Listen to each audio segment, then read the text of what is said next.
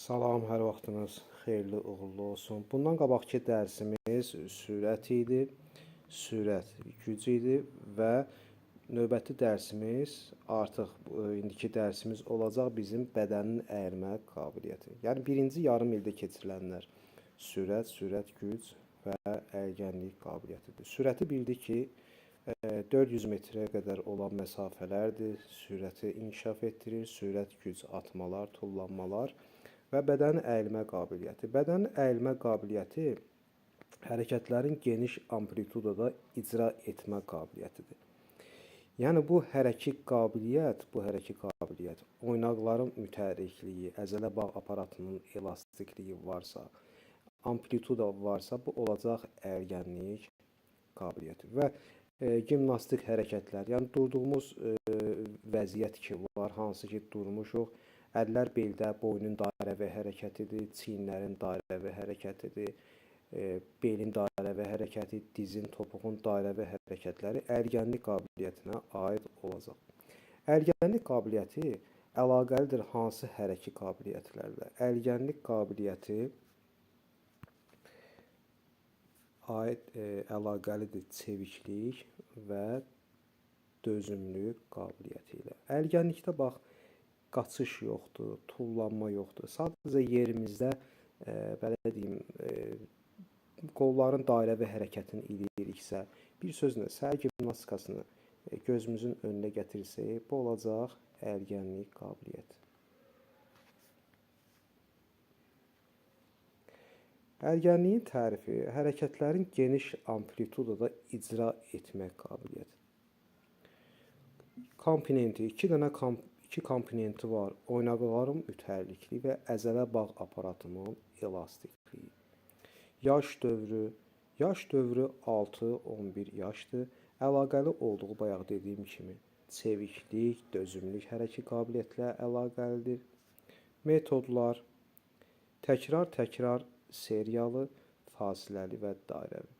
Funksional sistemlərlə əlaqəsi mərkəzi sinir sistemi, oynaqların mütəhərrikliyi, əzələ bağ aparatı.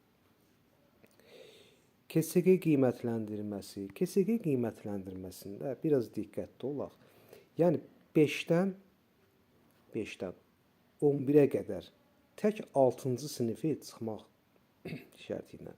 Yəni bura 7, 8, 9, 10, 11-ci siniflər aid. İndi 6-nı misal çəkəcəm. 5-dən 11-ə qədər oturmuş vəziyyətdən dizləri bükmədən irəliyə əyilmədir. Amma 6-cı sinifdə isə, 6-cı sinifdə müəllimlər 1 verir, oturmuş vəziyyətdən dizləri bükmədən irəliyə əyilmə. Duruş vəziyyətindən əllərin ayaqlara, pəncələrə çatdırılmasıdır. Körpü vəziyyəti 3.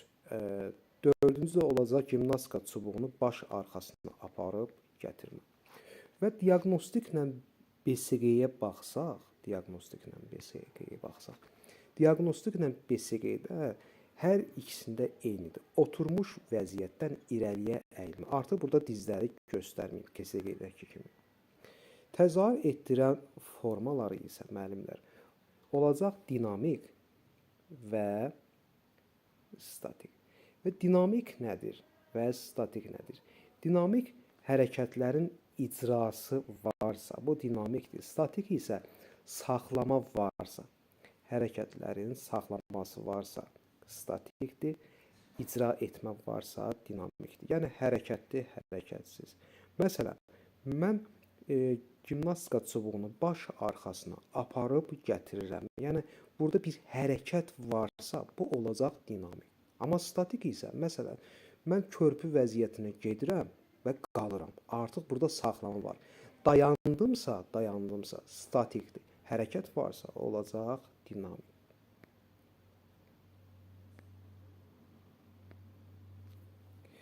Gəldik növlərinə.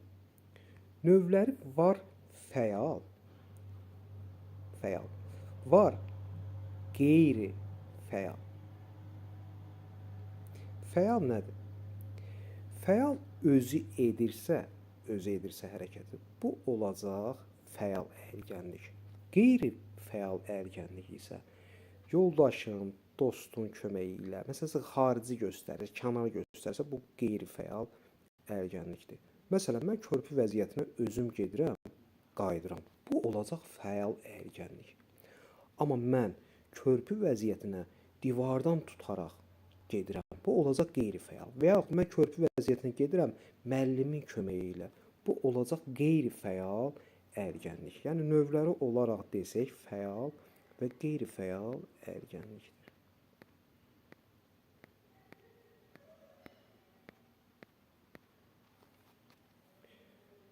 Neçə qrupa bölünür? 3 qrupa bölünür müəllimlər. Qrup olaraq 3-dür.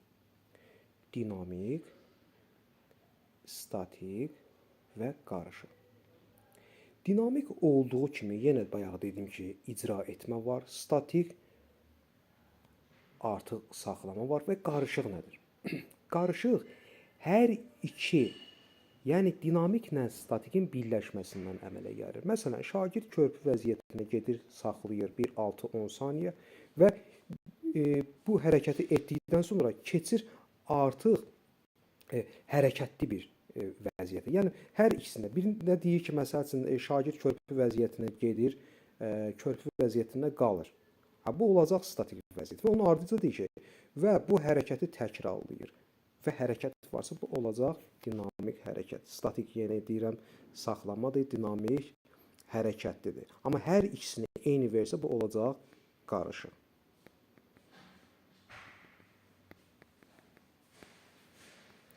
Var ümumi və xüsusi. Ümumi ərgənlikdə var, xüsusi ərgənlikdə var. İndi qrupa atanda onların atacam, daha geniş məlumatda olarsınız. Ərgənlikin ardıcıllığı. Ərgənliyin ardıcıllığı müəllimlər var dinamik, fəal ərgənlik, var statik, qeyri-fəal ərgənlik.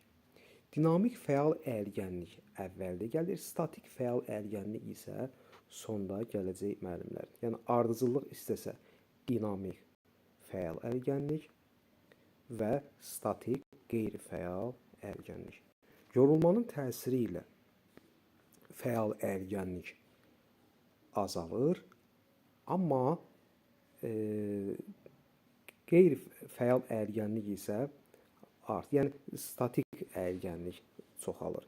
Fəal ərgənlik azalır, qeyri-fəal ərgənlik isə azalır.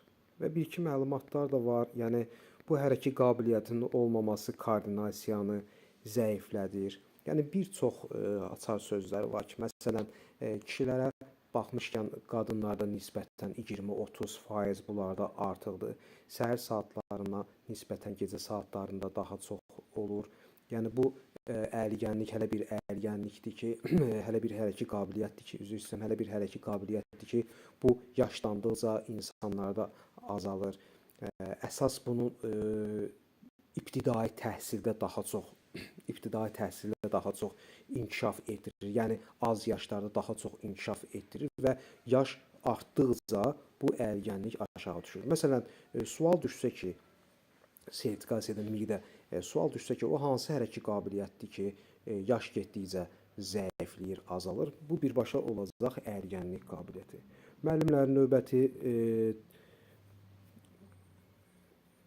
izahlarımın gəlməsi üçün bəyənməni unutmayın. Rəylərinizi yaza bilərsiniz, fikirlərinizi yaza bilərsiniz. Sağ olun, salamat qalın.